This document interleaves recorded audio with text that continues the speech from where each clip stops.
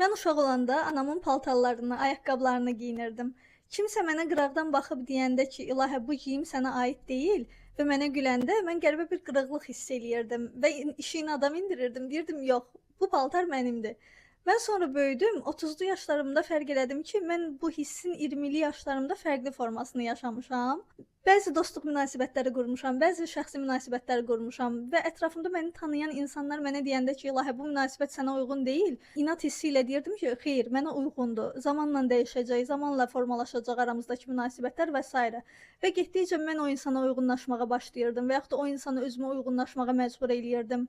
30'lu yaşlarda mən biraz fərqli düşünməyə başladım. Mən 30'lu yaşlarda özümü tanımağa başladım. Mən 30'lu yaşlarda azad buraxmaq hissini tanıdım və bildim ki, bəzən hər şeyi azad buraxanda o sənə daha çox şey qazandırır. O sənə daha çox bağlanır, nəinki bir şeyi inadla, təkidlə dəyişdirmək istəyəndə.